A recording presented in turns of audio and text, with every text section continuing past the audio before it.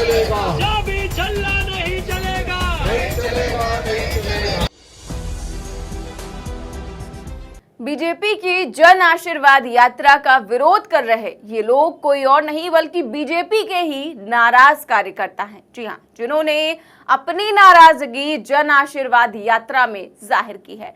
इस दौरान इन कार्यकर्ताओं ने बीजेपी के खिलाफ नारेबाजी भी की, जिसका वीडियो सोशल मीडिया पर जबरदस्त तरीके से वायरल हो रहा है। लेकिन सवाल यह है कि आखिर पार्टी के कार्यकर्ता चुनाव से ठीक पहले अपनी ही पार्टी के खिलाफ नारेबाजी क्यों कर रहे हैं, आगे आपको बताएंगे। लेकिन सबसे पहले नारेबाजी का ये वीडियो देखिए। नहीं चलेगा, नहीं चलेगा, जब भी चलना नहीं चलेगा, नहीं चलेगा, नहीं चलेगा, भाग्य कुमार नहीं चलेगा, नहीं चलेगा, नहीं चलेगा। भाग्य कुमार। मध्य प्रदेश में इसी साल अंत में विधानसभा के चुनाव हैं, जिसको देखते हुए बीजेपी ने उम्मीदवारों की पहली लिस्ट जारी कर दी थी। इस लिस्ट के जारी होने के बाद से ही उम्मीदवारों को लेकर कई जगह पर विरोध देखने को मिल रहा है। इस बीच बीजेपी की जन आशीर्वाद यात्रा जैसे ही मंडलेश्वर में पहुंची तो वहां के पार्टी के कार्यकर्ताओं ने ही नारेबाजी और विरोध करना शुरू कर दिया, जिसके बाद तो भारी बवाल हो गया। जन आशीर्वाद के रथ पर पूर्व मंत्री अर्चना चिटनिस, सांसद गजेंद्र सिंह पटेल और बीजेपी जिलाध्यक्ष राजेंद्र राठौर और माहेश्वर विधानसभा से उम्मीदवार राजकुमार मेव भी सवार थे। और यही रथ यात्रा जब मंडलेश्वर पहुंची तो कार्यकर्ताओं ने तख्तियां और बैनर लेकर पार्टी के खिलाफ नारेबाजी की।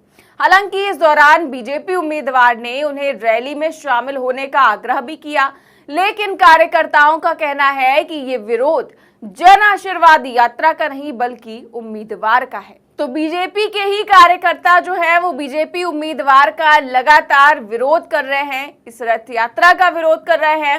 फिलहाल मध्य प्रदेश का ये चुनाव बीजेपी के लिए बहुत मुश्किल बनता जा रहा है। हर रोज एक नई मुसीबत बढ़ती जा रही है। उम्मीदवारों की लिस्ट को लेकर बीजेपी के अंदर ही विरोध बढ़ता जा रहा है। जब से बीजेपी ने अपनी पहली लिस्ट जारी की है तभी से तमाम नेता हजारों हजार कार्यकर्ताओं के साथ पार्टी छोड़कर कांग्रेस का दामन थाम रहे हैं।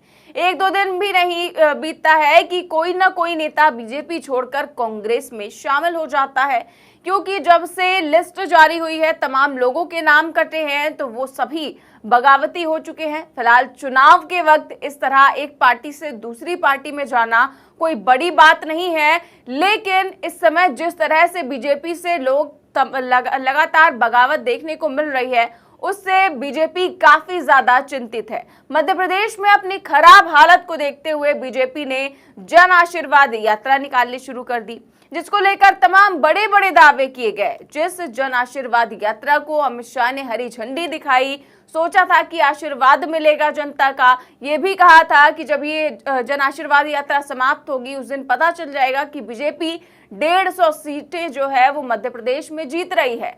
सोच रहे थे कि जनता जो है वो आशीर्वाद देगी, लेकिन यात्रा जब से शुरू हुई है तभी से कभी पब्लिक पत्थर बरसा रही है तो कभी काले झंडे दिखाए जा रहे हैं। और हालत तो ये हो गई है कि आम जनता तो छोड़िए, बीजेपी के कार्यकर्ता ही इसका विरोध कर रहे हैं और सांसदों के सामने ही नारेबाजी कर रहे हैं। फिलहाल लगातार इस जन आशीर्वाद यात्रा का विरोध देखने को मिल रहा है।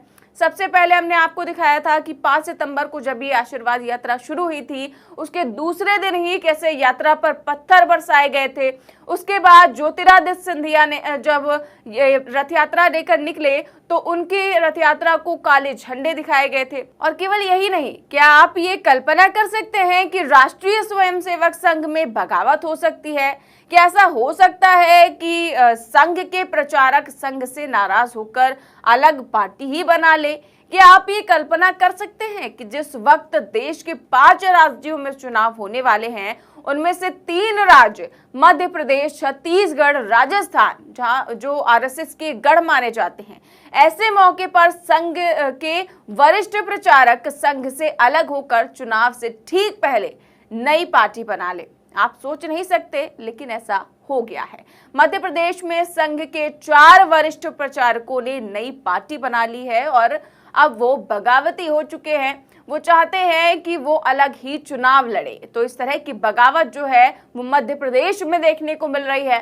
फिलहाल सियासी पारा लगातार चढ़ा हुआ है, क्योंकि अब चुनाव में ज्यादा वक्त नहीं बचा है और जनता के बीच माहौल बनाने के लिए पार्टियों के दिग्गजों का लगातार दौरा जारी है। तो वहीं दूसरी ओर कांग्रेस ने भी ठान लिया है कि इस बार तो किसी भी कीमत पर कथित घोटालेबाज सरकार को सत्ता से बाहर करना है। कर्नाटक में भी आप जानते ही हैं कि जैसे कांग्रेस ने पेसीएम के जरिए कर्नाटक की सरकार पर 40% कमीशन का आरोप लगाया था और उस सरकार को सत्ता से बाहर किया था, और अब मध्य प्रदेश की शिवराज सरकार पर भी 50% कमीशन खोरी का आरोप लगा रही है कांग्रेस। और इसके साथ ही बीजेपी को मध्य प्रदेश में लगातार झटके पर झटके भी लग रहे हैं।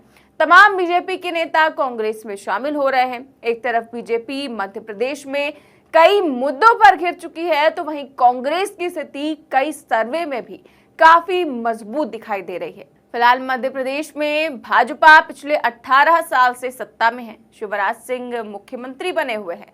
तो वहीं मध्य प्रदेश की जनता शिवराज सिंह सरकार की घोषणा से इस कदर नाराज है कि लगातार वहां पर भाजपा का विरोध नजर आ रहा है। मुख्यमंत्री शिवराज सिंह चौहान थोक में घोषणाएं तो कर रहे हैं, लेकिन उनका भी कोई असर नजर नहीं आ रहा है। ज्यादातर सर्वे भी मध्य प्रदेश में बीजेपी की हार और कांग्रेस की जीत दिखा रहे हैं। तो और ये सब देखते हुए भाजपा के माथे पर चिंता की लकीरें साफ नजर आ रही हैं। इसके अलावा सिंधिया समर्थक भी लगातार पार्टी छोड़कर कांग्रेस का दामन थाम रहे हैं। हजार कार्यकर्ता काफिलों के साथ कांग्रेस में शामिल हो जा रहे हैं। तो वहीं जन आशीर्वाद यात्रा का विरोध भी लगातार देखने को मिल रहा है। इस तरह से यात्राओं में बीजेपी के कार्यकर्ता ही इस तरह की नारेबाजी कर रहे हैं और विरोध कर रहे हैं। फिलहाल आपकी इस खबर पर क्या राय है, हमें कमेंट बॉक्स में जरूर बताएं। देश और दुनिया की तमाम बड़ी खबरें जानने के लिए देखते रहिए 4PM न्यूज नेटवर्क। नमस्कार।